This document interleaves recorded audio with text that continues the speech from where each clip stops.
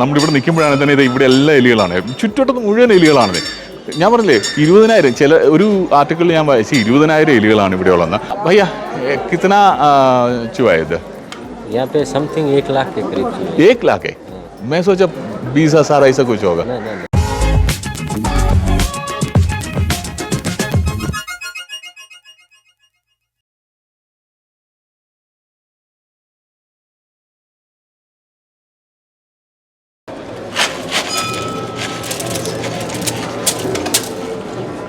അതെ, എലികൾക്ക് വേണ്ടി മാത്രം ഒരു ക്ഷേത്രം. 20,000 എലികളാണ് ഇവിടെ ഉള്ളതെന്നാണ് പറഞ്ഞത്. എലികളും പ്രാവുകളും ഉണ്ട് കേട്ടോ, ഇഷ്ടംപോലെ പ്രാവുകളും ഉണ്ട്. അപ്പോൾ എലികൾക്ക് വേണ്ടി മാത്രമുള്ള ഒരു ക്ഷേത്രത്തിലാണ് നമ്മൾ വന്നിരിക്കുന്നത്. ബിക്കനേറിനടുത്താണ്, രാജസ്ഥാനിൽ ബിക്കനേറിനടുത്താണ്. ഇവിടെ വരികയാണെന്നുണ്ടെങ്കിൽ കർണി മാതാ ടെമ്പിൾ ബിക്കനേറിനടുത്ത് വന്നാൽ 20,000-ഓളം എലികളാണുള്ളത്. ഈ എലികളെ ഇവിടെ ശരിക്കും പറഞ്ഞാൽ അവർ വിശുദ്ധമായിട്ട് കാണുന്നു, അവരതിന് ആഹാരം കൊടുക്കുന്നു.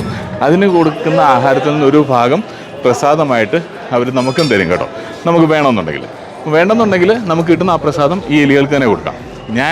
എനിക്ക് കിട്ടിയ പ്രസാദം ഞാൻ ആ എലികൾക്ക് തന്നെ ഞാൻ കൊടുത്തു. കാരണം എനിക്ക് മനസ്സുകൊണ്ട് അത്ര അഡ്ജസ്റ്റ് ചെയ്യാൻ പറ്റുന്ന ഒരു കാര്യമല്ല. അവർ പറയുന്നത് എന്താണെന്ന് വെച്ചാൽ ഇത്രയും എലികളുണ്ടായിട്ടും ഇതുവരെ ഒരു പ്ലേഗോ അതേപോലെ തന്നെ എലികളെ സംബന്ധിച്ചുള്ള എലികളുമായിട്ട് റിലേറ്റഡ് ആയിട്ടുള്ള ഒരു അസുഖങ്ങളോ ഇവിടെ ഉണ്ടായിട്ടില്ല എന്നാണ് പറയുന്നത്. അതിനെക്കുറിച്ച് എനിക്കറിയില്ല. അതേപോലെ തന്നെ ഇവിടെ ഒരു എലി ചത്ത് കിടന്ന് മണം വരുമോ അങ്ങനെ ഒരു സംഭവങ്ങളും ഇവിടെ ഉണ്ടായിട്ടില്ലെന്നാണ് പറഞ്ഞത്.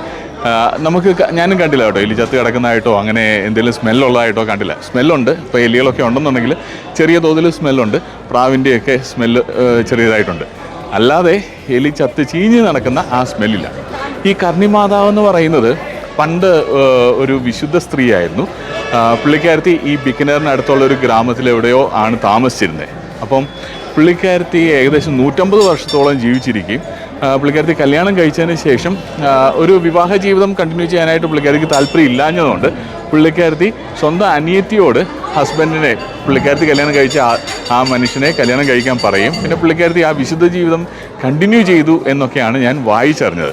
അപ്പോൾ അതിനുശേഷം ഒരു 150 വയസ്സ് പ്രായമായി കഴിഞ്ഞപ്പോൾ തന്നെ ഈ അമ്പലം ഇരിക്കുന്ന ഈ സ്ഥലത്തുനിന്ന് എവിടുന്നോ പുള്ളിക്കാരത്തി അപ്രത്യക്ഷമായി. അതുകൊണ്ടാണ് ഈ ബിക്കനേറിൽ കർണി മാതാ ടെമ്പിൾ ഇവിടെ ഉണ്ടായിരിക്കുന്നത്. കർണി മാതാ ടെമ്പിൾ പല ഭാഗത്തുണ്ട്. ബിക്കനേറിലെ ഈ കർണി മാതാ ടെമ്പിളിന് ഒത്തിരി പ്രത്യേകതകളുണ്ട്. ബിക്കനേറിലെ കർണി മാതാ ടെമ്പിൾ ശരിക്കും ഇതല്ല മെയിൻ മന്ദിരം കേട്ടോ. മെയിൻ മന്ദിരം അപ്പുറത്താണ്. അവിടെ ഞങ്ങൾ കയറിയിരുന്നു. നമ്മളും എലിക്ക് കൊടുക്കാനായിട്ട്, എലിക്കല്ല കർണി മാതാവിന് കൊടുക്കാനായിട്ട് പ്രസാദമൊക്കെ വാങ്ങി അവിടെ പ്രസാദം കൊടുത്തു. അതിന് ശേഷമുള്ളതാണ് എലിക്ക് കൊടുക്കുന്നത്. അല്ലെങ്കിൽ നമുക്ക് കഴിക്കണമെന്നുണ്ടെങ്കിൽ കഴിക്കാം. പാലും ഒക്കെ ഇവിടെ വന്ന് എലിക്ക് കൊടുക്കുന്നുണ്ട്. ചില ഭാഗങ്ങളിൽ പാലുണ്ട്. ഇവിടെ വരികയാണെന്നുണ്ടെങ്കിൽ എവിടെ തിരിഞ്ഞ് നോക്കിയാലും എലികളാണ്. എവിടെ തിരിഞ്ഞ് നോക്കിയാലും, ഇതിൻ്റെ പുറത്താണെങ്കിലും എൻ്റെ ചുറ്റുവട്ടത്താണെങ്കിലും ഒക്കെ എലികളാണ്. എൻ്റെ മനസ്സിൽ എനിക്ക് എലി അത്ര താല്പര്യമുള്ളൊരു മൃഗമല്ല. അതുകൊണ്ട് എൻ്റെ മനസ്സിലൊരു വിഷമമായിരുന്നു. ഇതിൻ്റെ അടുത്തൂടെയൊക്കെ പോകുമ്പോഴത്തേക്കും നമ്മളിവിടെ നിൽക്കുമ്പോഴാണ് തന്നെ ഇത് ഇവിടെ എല്ലാ എലികളാണ്, ചുറ്റുവട്ടത്ത് മുഴുവൻ എലികളാണ്. ഞാൻ പറഞ്ഞില്ലേ 20,000, ചില ഒരു ആർട്ടിക്കിളിൽ ഞാൻ വായിച്ചു 20,000 എലികളാണ് ഇവിടെ ഉള്ളതെന്ന്. പക്ഷേ വേറൊരു ആർട്ടിക്കിൾ വായിച്ച് 24,000 മുതൽ 25,000 വരെ എലികളുണ്ടെന്നാണ് പറഞ്ഞത്. അപ്പോൾ ഈ ഒരു ക്ഷേത്രത്തിലാണ് ഇതുപോലെ എലികളെ വളർത്തുന്നത്. ഈ എലികൾ പണ്ട് യോദ്ധാക്കളായിരുന്നു എന്നാണ് പറയുന്നത്. യോദ്ധാക്കൾ എന്ന് പറഞ്ഞാൽ 20,000 ആർമിമെനായിരുന്നു. അപ്പോൾ അവർ ഏതോ ഒരു യുദ്ധത്തിന് പോയിട്ട് തിരിഞ്ഞോടിപ്പോന്നു. അങ്ങനെ തിരിഞ്ഞോടിപ്പോരുന്ന യോദ്ധാക്കൾക്ക് വധശിക്ഷയാണുള്ളത്. പക്ഷേ ഇവർ കർണി മാതാവിൻ്റെ അടുത്ത് പോയി യാചിച്ചു. അപ്പോൾ കർണി മാതാവ് ഇവർക്ക് വധശിക്ഷയിൽ നിന്ന് ഇവരെ ഒഴിവാക്കി കൊടുത്തു. എന്നാലും അവരെ എലികളാക്കി മാറ്റി. അവർക്കൊരു ശിക്ഷ കൊടുത്തു, അത് അവരെ എലികളാക്കി. അപ്പം ഇതെല്ലാം കാബോംസ് എന്നോട്ടാണ് ഇതിനെ പറയുന്നത്. കാബോംസെന്നോ അങ്ങനെയാണ്ടാ, കാബാസ് എന്നാന്ന് തോന്നുന്നു. അപ്പോൾ കാബാസ് അവർ ആ യോദ്ധാക്കൾ തന്നെയാണ് ഈ കറുത്ത എലികളെല്ലാം തന്നെ. ഈ കൂട്ടത്തിൽ 1-2 വെളുത്ത എലികളും ഉണ്ടെന്ന് കേട്ടു, പക്ഷേ ഞാൻ കണ്ടില്ല, അതാണ് വായിച്ചറിഞ്ഞത്. അപ്പോൾ വെളുത്ത എലികൾ എന്ന് പറയുന്നത് ഇതിൽ ഈ കറുത്ത എലികളുടെ കൂട്ടത്തിലെ ഏറ്റവും വിശുദ്ധമായ എലികളാണെന്നാണ് പറയുന്നത്. അതിൻ്റെ കൂടുതൽ ചേർത്ത് എനിക്കറിയത്തില്ല കേട്ടോ, എന്നാലും അതാണ് പറയപ്പെടുന്നത്. ഞാൻ പറഞ്ഞില്ല ഇവിടെ നല്ല തിരക്കാണ്. ഇത് കണ്ടോ, നല്ല തിരക്കാണ് ഇവിടെ. ആൾക്കാരെല്ലാം വന്ന് പ്രാർത്ഥിക്കാനായിട്ടൊക്കെ വരുന്നതാണ്. ഇവർക്കെല്ലാം വിശ്വാസമുള്ളവരുണ്ട്. പക്ഷേ നമ്മൾ വരുന്നത് നമ്മൾ ആ ക്യൂരിയോസിറ്റി കൊണ്ട് വന്നതാണ്. പക്ഷേ ഇവിടെ വരികയാണെന്നുണ്ടെങ്കിൽ മൊബൈൽ ഫോണിൽ വീഡിയോ എടുക്കണമെന്നുണ്ടെങ്കിൽ നിങ്ങൾ 30 രൂപ കൊടുക്കണം കേട്ടോ. മൊബൈൽ ഫോണിന് സ്പെഷ്യൽ പെർമിറ്റാണ്, 30 രൂപ കൊടുക്കണം. സാധാരണ ക്യാമറയിലൊക്കെ ആണെന്നുണ്ടെങ്കിൽ 70 രൂപ, അല്ല അതും 30 രൂപയാണ്. മൂവി ആയിട്ട് എടുക്കണമെന്നുണ്ടെങ്കിൽ 70 രൂപയാണ്. ഇത് ഭാനുശ്രീ എന്ന് പറഞ്ഞ് ഇവിടുത്തെ തന്നെ ഒരു അംഗമാണ്. ഇദ്ദേഹമാണ് നമുക്ക് ടിക്കറ്റൊക്കെ എഴുതി തന്നെ. ഭാനുശ്രീനോ ആപ്കാ നാം? भवानी सिंह ഭവാനി സിംഗ് എന്നാണ് കേട്ടോ, ഭാനുശ്രീ എന്നല്ല, ഭവാനി സിംഗ് എന്നാണ് അദ്ദേഹത്തിൻ്റെ പേര്, സോറി കേട്ടോ. അപ്പം ഭവാനി സിംഗ് ജിയാണ് ഇവിടെ തൊട്ടടുത്ത് തന്നെയുള്ള ആളാണ്. അപ്പോൾ പുള്ളിക്കാരനും ഈ അമ്പലത്തിൻ്റെ മേൽനോട്ടം വഹിക്കുന്ന ആൾക്കാരിൽ ഒരാളാണ്. ഒത്തിരി പേരുണ്ട്, പക്ഷേ പുള്ളിക്കാരൻ ടിക്കറ്റ് നമുക്ക് തന്നുകൊണ്ട് പുള്ളിയായിട്ട് സംസാരിച്ചുകൊണ്ട് ഞാൻ പുള്ളിക്കാരനെ ഇങ്ങനെ വിളിച്ചതാണ്. അപ്പോൾ ഇതിന് ഭയ്യ കിത്തന ചുവായത്? यहाँ पे समथिंग 1 लाख के करीब चाहिए। 1 लाख है?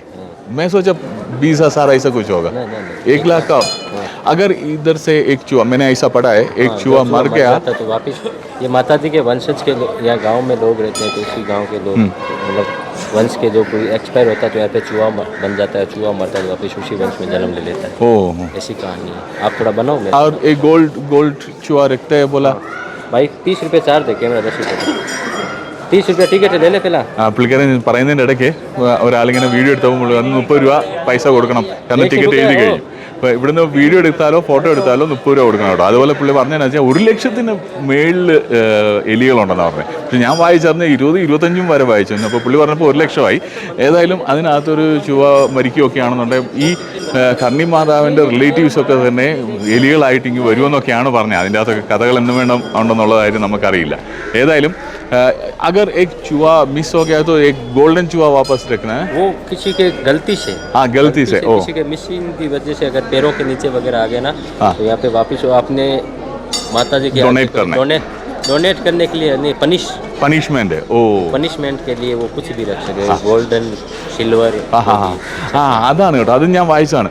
അത് ഞാൻ വായിച്ചപ്പോൾ എനിക്ക് മനസ്സിലായത് ഇങ്ങനെയാണ്, ഏതെങ്കിലും ഒരു ചുവ നഷ്ടപ്പെട്ടു പോവോ എന്തെങ്കിലും ചെയ്യും. നഷ്ടപ്പെട്ടു പോകുന്നത് നമ്മുടെ മിസ്റ്റേക്ക് കൊണ്ട് ഏതെങ്കിലും ഒരു എലിയുടെ ചുവ എന്ന് പറഞ്ഞ എലിയുടെ പുറത്ത് ചവിട്ടി ആ എലി ചത്തുപോകലോ ആണെന്നുണ്ടെങ്കിൽ അതിന് പകരമായിട്ട് സ്വർണ്ണത്താലോ അല്ലെന്നുണ്ടെങ്കിൽ സിൽവറാലോ അതിന് ഈക്വൽ വെയിറ്റിന് പറ്റുന്ന ഒരു ശരി താങ്ക് യു, അതിന് വെയിറ്റുന്ന ആ മരിച്ചുപോ അല്ലെങ്കിൽ ചത്തുപോയ ആ എലിയോട് സിമിലർ ആയിട്ടുള്ള ഒരു എലിയെ എടുത്ത് വെക്കണം എന്നാണ് പറയുന്നത്. സ്വർണം കൊണ്ടോ അല്ലെന്നുണ്ടെങ്കിൽ സിൽവർ കൊണ്ടോ ഉള്ള എലിയെ വെക്കണമെന്നാണ് പറയുന്നത്.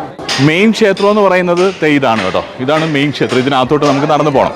ശരിക്കും പറഞ്ഞാൽ ക്ഷേത്രത്തിനകത്ത് കയറണമെന്നുണ്ടെങ്കിൽ ചെരുപ്പൊക്കെ ഊരിയിട്ടിട്ട്, പുറത്ത് ചെരുപ്പ് ഊരിയിട്ടിട്ട് വേണം വരാനായിട്ട്. പുറത്ത് ഇഷ്ടംപോലെ കടകളുണ്ട്, അവിടെ എല്ലാം ഈ പ്രസാദത്തിന് വേണ്ടിയിട്ടുള്ള സാധനങ്ങളൊക്കെ വിൽക്കുന്നുണ്ട്. നമുക്കത് മേടിച്ചുകൊണ്ട് വരാം. 250 രൂപയാണ് ഒരു വലിയൊരു സാധനം, ഒരു സെറ്റ് പ്രസാദത്തിനുള്ള സാധനത്തിന്. അപ്പോൾ അതൊക്കെ മേടിച്ചുകൊണ്ട് നമുക്കിവിടെ വന്ന് പ്രസാദമൊക്കെ കൊടുത്തിട്ട് വേണമെന്നുണ്ടെങ്കിൽ പോവുകയൊക്കെ ചെയ്യാം. അതിനുശേഷം ഈ ക്ഷേത്രങ്ങൾക്കകത്തൂടെ ഒക്കെ വേണമെന്നുണ്ടെങ്കിൽ നടന്ന് നമുക്ക് ചുറ്റിക്കറങ്ങി കാണുകയൊക്കെ ചെയ്യാം. ഇനിയിപ്പം ഇവിടെ വരണമെന്നുണ്ടെങ്കിൽ ബിക്കനേർ എന്ന് പറയുന്ന സ്ഥലത്തു നിന്ന് ഏകദേശം 30 കിലോമീറ്റർ ഉള്ളൂ ഇവിടം വരെ. ബിക്കനേർ എന്ന് പറയുന്ന സ്ഥലത്ത് നിന്ന് 30 കിലോമീറ്റർ ഉള്ളൂ. അതേസമയത്ത് ജയ്പൂരിൽ നിന്നാണ് വരുന്നതെന്നുണ്ടെങ്കിൽ ഏകദേശം 320 കിലോമീറ്റർ ഉണ്ട് ദൂരം ജയ്പൂരിൽ നിന്ന്. ഞങ്ങൾ ഒരു വണ്ടി വാടകയ്ക്ക് എടുത്ത് സെൽഫ് ഡ്രൈവ് ചെയ്താണ് വരുന്ന വഴിക്ക് ഇഷ്ടംപോലെ ലാൻഡ്സ്കേപ്പുകളൊക്കെ ഇങ്ങനെ മാറി മറിഞ്ഞ് വരും. തുടക്കത്തിൽ നല്ല തണുപ്പായിരുന്നു. ഞങ്ങൾ ഈ സ്റ്റാർട്ട് ചെയ്ത സമയത്ത് ജയ്പൂരിൽ നിന്ന് സ്റ്റാർട്ട് ചെയ്യുമ്പോൾ ഭയങ്കര തണുപ്പായിരുന്നു, മഞ്ഞുമൊക്കെ ഉണ്ടായിരുന്നു കേട്ടോ. ഞങ്ങൾ ഒരിടത്ത് നിർത്തി ചായയൊക്കെ കുടിച്ചിട്ടാണ് അവിടെ നിന്ന് ഇങ്ങോട്ട് പോകുന്നത്. അത് കഴിഞ്ഞ് കുറച്ചുകൂടി ഇങ്ങോട്ട് വന്നു കഴിഞ്ഞപ്പോഴത്തേന് കുറച്ച് ലാൻഡ്സ്കേപ്പൊക്കെ മാറി. അപ്പം പിന്നെ കുറച്ചുകൂടെ മണലായി. അപ്പം ആ മണൽ മരുഭൂമിയുടെ ആ പ്രതീതിയൊക്കെ വന്നു തുടങ്ങി. തുടക്കത്തിൽ കുറച്ച് കൃഷിയിടങ്ങളൊക്കെ ഉണ്ടായിരുന്നു. ആ കൃഷിയിടങ്ങളൊക്കെ മാറി കടുകും അതേപോലെ തന്നെ സവളയൊക്കെയാണ് തോന്നുന്നു കൃഷിയായിട്ടുള്ളത്. അതൊക്കെ മാറിയിട്ട് കുറച്ചുകൂടെ മണലാരണ്യങ്ങളായിട്ട് വന്നു. ആ മണലാരണ്യത്തിലൊക്കെ വന്നു കഴിഞ്ഞപ്പോഴത്തേന് കുടിലുകൾ കണ്ടു. നല്ല രസകരമായ കുടിലുകൾ, കാണാൻ നല്ല അട്രാക്റ്റീവായിട്ടുള്ള കുടിലുകൾ, അതെല്ലാം പുല്ല് മേഞ്ഞിട്ടുള്ള കുടിലുകൾ കണ്ടു. അതേപോലെ നീണ്ടു നിവർന്ന് കിടക്കുന്ന വഴികൾ, അതിലേക്കാണ് നമ്മളിങ്ങനെ വന്നത്. അപ്പം ഞാൻ മുമ്പേ പറഞ്ഞ പോലെ ജയ്പൂരിൽ നിന്ന് വരികയാണെന്നുണ്ടെങ്കിൽ 320 കിലോമീറ്ററാണ്. എല്ലാവർക്കും ഇതിനോട് യോജിക്കണമെന്നില്ല. എലികളെ ആരാധിക്കുന്ന കാര്യത്തിലും അതേപോലെ തന്നെ എലികളെയോട് പ്രാർത്ഥിക്കുന്ന കാര്യത്തിലും എലികളെ ഇങ്ങനെ വളർത്തുന്ന കാര്യത്തിലും യോജിക്കണമെന്നില്ല. പക്ഷേ ഞാൻ അതിനോട് യോജിക്കുന്നുമില്ല വിയോജിക്കുന്നുമില്ല. എൻ്റെ അഭിപ്രായമല്ല ഇതിനകത്തെ കാര്യം. ഒരു വിശ്വാസമാണ്, ആ വിശ്വാസത്തിനെ ഞാൻ റെസ്പെക്റ്റ് ചെയ്യുന്നു. ഞാൻ എന്ത് വിശ്വസിക്കണമെന്നുള്ള തീരുമാനം എൻ്റേതാണ്. നിങ്ങളെന്ത് വിശ്വസിക്കണമെന്നുള്ള തീരുമാനം നിങ്ങളുടേതാണ്.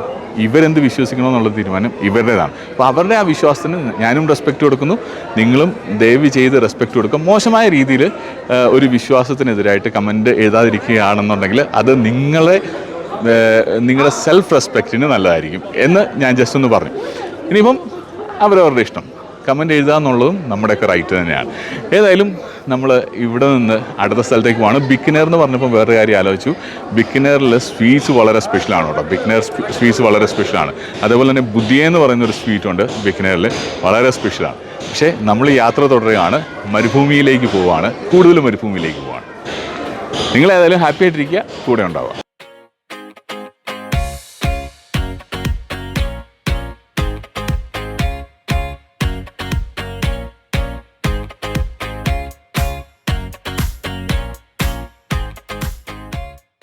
അതെ, നമ്മൾ റാറ്റ് ടെമ്പിളിൽ നിന്ന് കുറച്ച് ദൂരം ഇങ്ങോട്ട് സഞ്ചരിച്ചേ. അന്നേരം തന്നെ സൂര്യൻ ഇങ്ങനെ അസ്തമിച്ച് വരികയായിരുന്നു. നല്ല രസമായിരുന്നു കാണാനായിട്ട്. റാറ്റ് ടെമ്പിൾ എന്ന് ഞാൻ പറഞ്ഞതിന് കാരണം അങ്ങനെയാണ് അത് ഇൻ്റർനെറ്റിൽ ഫേമസ് ആയിരിക്കുന്നത്. മോശമാക്കി കാണിക്കാനായിട്ട് പറഞ്ഞല്ലോ കേട്ടോ. റാറ്റ് ടെമ്പിൾ എന്നും ആൾക്കാർ അതിനെ പറയാറുണ്ട്. ഏതായാലും ഞാനൊരു കാര്യം പറയാനും മറന്നുപോയി. ഞങ്ങൾ ഈ ബിക്കനേറിലേക്ക് വരുന്ന സമയത്ത്, ജയ്പൂരിൽ നിന്ന് ബിക്കനേറിലേക്ക് വരുന്ന സമയത്ത് നീൽഗൈസിനെയും കണ്ടു കേട്ടോ. വഴിയിൽ ഇഷ്ടംപോലെ ഉണ്ടായിരുന്നു. പക്ഷെ എനിക്ക് ആദ്യം അത് പശുക്കളുടെ കൂടെയൊക്കെ നിൽക്കുന്ന കണ്ടപ്പോഴത്തേന് മനസ്സിലായില്ല. പിന്നെ കുറച്ചുകൂടെ അടുത്ത് അത് തന്നെ നിൽക്കുന്ന കണ്ടപ്പോൾ ഞങ്ങൾ വണ്ടി നിർത്തി ഇറങ്ങി കുറച്ച് വീഡിയോസ് എടുത്തിട്ടുണ്ട്. ഞങ്ങളെ അടുത്ത് കണ്ടപ്പോൾ അതങ്ങ് ഓടിപ്പോയി. പക്ഷേ എന്നാലും നമുക്ക് വളരെ അടുത്ത് നിന്ന് കാണാൻ പറ്റിയായിരുന്നു. നീൽഗൈസ് എന്ന് പറയുന്ന ഏഷ്യയിലെ തന്നെ ഏറ്റവും വലിയ ആൻറ്റലോപ്പിൻ്റെ ഒരു ഗണം എന്നാണ് ഞാൻ ഇൻ്റർനെറ്റിൽ വായിച്ചിരിക്കുന്നത്. അപ്പം ഓൾറെഡി ബൈ പറഞ്ഞിരുന്നു, എന്നാലും ഒന്നുകൂടെ ബൈ.